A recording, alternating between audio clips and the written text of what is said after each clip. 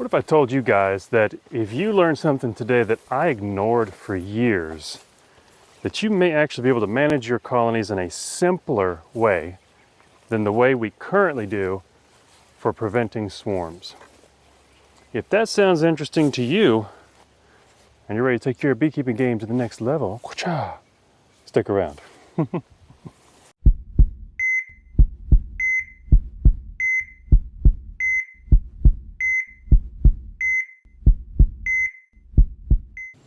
Have you ever tried to prevent a swarm when you got into a colony and you thought, oh my gosh, I better get another box on these girls quick before they feel too cramped, too crowded, and hit the trees?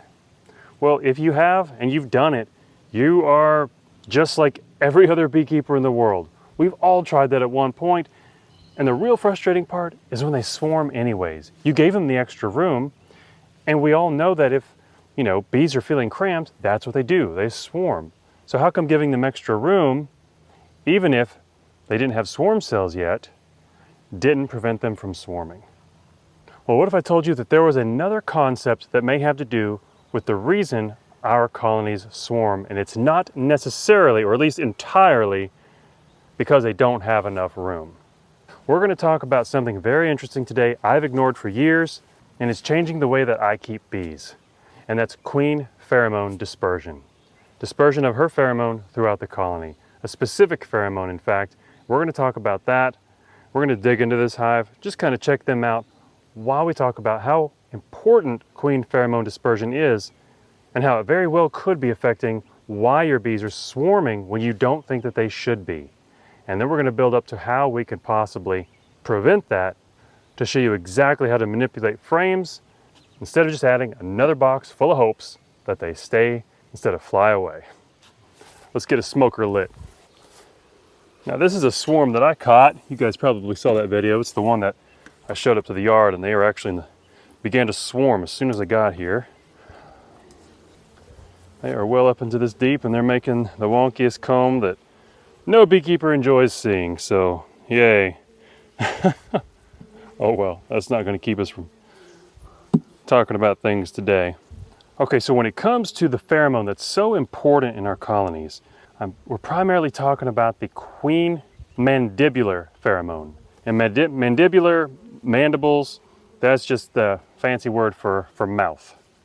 And so for years and years, I just assumed if a colony was queen right, the queen's pheromone was all throughout the hive, airborne.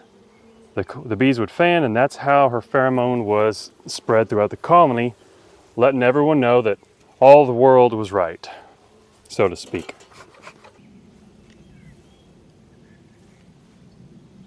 Now the way that pheromone is actually spread, and maybe you've known this for a while, I just recently learned it, is not so much through the air within the colony, but through the retinue of workers that surround and tend to the queen. Her attendants, or her royal court, some people call it. And those bees are generally 5 to 12 days old, but they don't have to be. But that's the general idea of how old those bees are that tend to the queen. That pheromone is gathered by the retinue around her through physical touch, no matter what that is, but especially through their mouths. And then those workers, they disperse it. They spread that pheromone through physical touch with other bees throughout the colony. So they start moving around on the frames.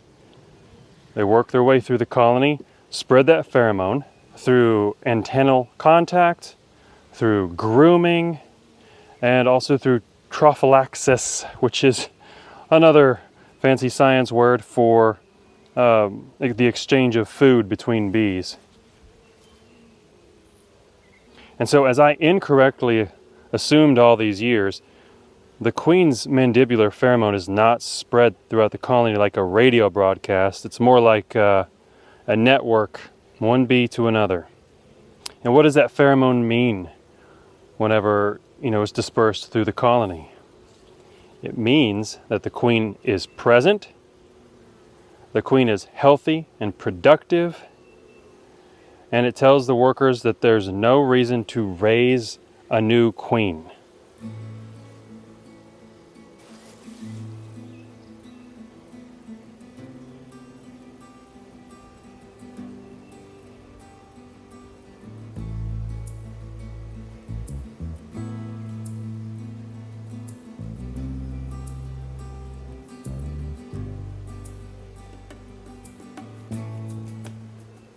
So, if that's what a strong pheromone tells the colony to not raise a queen, what makes them raise a queen? We've always assumed that it's because they run out of room or the queen sucks and they need to replace her. But what if it was due to poor dispersion? What if there were so many adults in a colony, the adult density was so high, they had an extreme, intense population number, that the dispersion of that pheromone became less and less efficient, especially when you have a frame of capped brood right here, separating the queen to these frames over here, and these bees over here are not receiving her pheromone because they're not near where she's actively laying. And there's just so many adult bees that the dispersion efficiency has dropped. That would result in a colony thinking that they either had a poorly mated queen because the pheromone was weaker in the part of the colony that they're in, or that she wasn't there at all because they don't detect it. That would make the bees feel queenless, and therefore they would begin to raise queen cells. So what if swarming and supersedure were sometimes not so much a lack of room and a need for space, but what if it was because the adult density, the population, was creating a less efficient way for her pheromone to disperse throughout the colony, making many of the bees think that she was either failing or simply not there at all? This concept has given me a new way to look at swarming and a new way to consider how I manage my colonies in such a way that I can enhance the efficiency of that queen mandibular pheromone once again, to where the bees everywhere in the colony smell that she's there because the traffic is able to move a little bit more freely throughout the colony. They don't feel that she's weakened. They get her strong pheromone, and they don't feel that she's absent, and therefore they wouldn't create any supersedure cells if they really didn't need to, if she was a perfectly fine queen. And so the next part of this, I'm going to actually show you guys a 10-frame box. We're going to label the top bars, and I'm going to show you how to shift things around to where we can alleviate some of this congestion and get free-flowing traffic throughout the colony again in order to improve the queen mandibular pheromone dispersion once again. Okay, beekeepers, here we go. We're going to demonstrate what I'm talking about. What happens in a colony to lower the queen pheromone dispersion of that mandibular to cause our colonies to start drawing out queen cells. The only thing you guys have to do is pretend that this is a box of drawn comb. This is actually bare foundation. A colony's not going to swarm on this. They might abscond if they don't feel they have the resources to draw it out. Generally speaking, our colonies swarm off of mostly drawn stuff because they're getting full, right? Well, here's what happens in a colony. Now, usually somewhere in the center, the queen begins to lay. There's got to be a start to the colony. Never seen her lay exactly necessarily right in the middle. Usually it's just right off the center. So let's just say she starts to lay on this frame here. So we've got eggs and eventually larvae. And then she's going to move out to her neighboring frames and also lay more eggs and larvae, more eggs and larvae. So she laid here first, here second, here third. By the time she gets to the third, this frame is starting to become capped. Then she continues from this frame to move this direction. So let's manipulate things to reflect that idea. This frame is now capped brood, and then this frame after that's going to become capped brood. These eggs and larvae don't go there. She continues to move in this direction, and now we will reflect our capped brood where she was on the second frame. So we got two capped. She's moving this direction. Eventually, the bees are starting to store food. So now we've got a honey frame out here, and it's created a wall against which the bees are no longer moving into with brood. The queen continues in this direction with more eggs and larvae. This is going to become capped. These are capped. The caps just keeps following. Eventually these will begin to emerge. So this is one of our original capped frames. So I hope what's clear by now is that the queen is beginning to kind of seclude herself into this area. And so the bees over here, we don't have as many nurse bees. We've got older bees.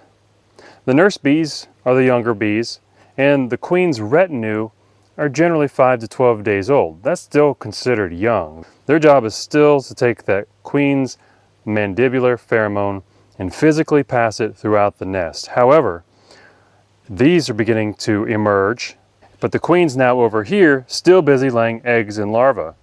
So what do the bees do? Because they're growing, they start to backfill these frames with honey. And so now we've got kind of a lopsided colony. Let's go ahead and reflect that. And the bees have been working hard. They know the queen is moving this direction, so they've also created that outside honey wall. And now we've got this being backfilled with honey. Our capped brood is following the succession of the queen's laying pattern. She's run up against honey, and so now that she turns around, she runs into a capped wall of brood. Well, that's not right. She can't really lay anywhere on that. This is the more fresh frame of capped brood. Yeah, she might cross over into here, but it's not as likely, because this is where all the young bees are taking care of the open brood. So she has squeezed herself into this small space. Also over here are the younger bees, the ones that are responsible for distributing that pheromone. But now, I mean, this being the only box, because it's springtime, we start thinking, oh my gosh, we get in here and we see bees between all the frames, we better add a box. And so we do. We add a box. All we're doing is giving them room. They don't need room, they need pheromone dispersion. And so what happens is that what surprises us is that right about in this area here, we usually start to see queen cells developing on the bottom. And we're like, whoa, wait a minute, I gave them room. What are they thinking? What are they doing? And so we go to all these heroics in squishing the queen cells, making splits, when actually there's an easier way to address this and maintain them as a honey producer instead of splitting them into more numbers. Here's what to do. We go into the colony, we make an assessment of what we've got going on. We need to get rid of these walls that are preventing the queen from expanding the brood nest and also widening the gap of how many young bees are in here so that they can more effectively spread the queen's mandibular pheromone throughout, and the bees don't feel like they have a weakened queen because of that lower dispersion rate or the absence of a queen altogether. So we come in, we take out our capped brood, take a couple of frames of honey, move our honey to the outer walls, and then complete that wall with capped brood. We're now redefining the space that the queen has to do things. All right, so now we're going to spread out this eggs and larvae like this. Now we've got the young spread out. We've redefined our walls. Now we're going to introduce 2 frames of drawn comb. Now we've got 2 empty drawn frames of comb in the middle. This will not work with bare plastic frames. All you're doing there is creating a barrier between this side of the colony and this side, one that no one wants to pass because this is just extra work. This represents nothing but a barrier at this point. That's why you want comb. Now the queen has room to lay within the area of young brood that you just spread out. So instead of that one-sided younger frames of brood with walls as barriers, we've enlarged the area that the queen now has to move within. Also, the young bees that are responsible for dispersing that pheromone of hers. So what do we do with the honey that we took out? Well, that's going to go up here in a second box, right on top and right in the middle. And if you've got another frame of comb, you could even do it this way. Put that frame of comb right here in the middle for the bees to work up and out. It's very much like a bridge comb to lead the bees up. I would not do bare plastic. This also represents more work, and just because it's space doesn't mean the bees see it like we see it as beekeepers, and they need a reason to invest into this. So by putting comb up here, we're giving them something familiar. This is frames of honey. These are resources. Now the bees just recognize it as part of home. So they're going to come right up through it, even if you have an excluder down here. Especially when you have an excluder down here and you put resources up here, the bees are going to easily pass through that excluder. Most of the time when we see bees not go through an excluder, they're being stubborn about it, is because we've put something bare like this above them, zero resources, and they have absolutely no inclination to move up into an area like that. They don't see space opportunity the way that we do. We've got to see it the way they do. So to show you that again, we've got our honey capped, capped, eggs and larvae, eggs and larvae, eggs and larvae. 2 empty of comb, of course, for the queen to begin laying in. So now she's going to stay down here, and ideally this will alleviate that issue of her pheromone not being very strong throughout the nucleus of the colony. So with a simple frame manipulation like this, we can kind of reestablish what the colony wants, to know that their queen is here and that she's doing fine. All right, so now there's the question of timing. When do you do this? And that is crucial, I get it. So in order to understand the proper timing of when to manipulate these frames, you've got to understand resource placement. There are 3 stages of resource placement. And when you see which one of these the colony is doing, you'll know how to time your frame manipulation right so that you can get that queen's pheromone dispersed before they start getting that swarming impulse, or at least that queen cell producing impulse, because her pheromones either weakened or altogether they don't sense it at all because she's so isolated. All right, so in the beginning of spring, the bees are placing their resources on the brood frames themselves. They're close by, they're easy to get to, they need to feed their young immediately and more quickly. That's not the stage that you would do this. The second stage of resource placement is when they have used up the resources on those brood frames and have expanded the brood on the frames to more than they were in the first stage. Now they're starting to store the resources on the outside frames. This is that stage that you want to manipulate the frames to do exactly what we've been talking about here today.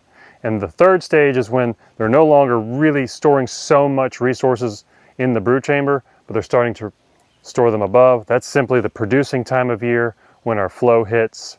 And by then, it's probably going to be too late. They've either swarmed or decided they're going to keep this queen or possibly supersede her once their population gets really high, which my colonies do every summer because I've never understood this concept before. But now that I do, and I hope that you do, we can begin to manage honey-producing colonies better and still have large enough colonies to split because they haven't swarmed. Now there's definitely other videos out there that explain this. I haven't seen it a lot, so I hope that this one today has helped you guys just think a little bit more deeply about how you're going to keep bees and how you're going to manage them. And I hope you get to try this out and find that it works for you. So thanks for joining me again in this video. I'll see you in the next one. Hive Doctor out.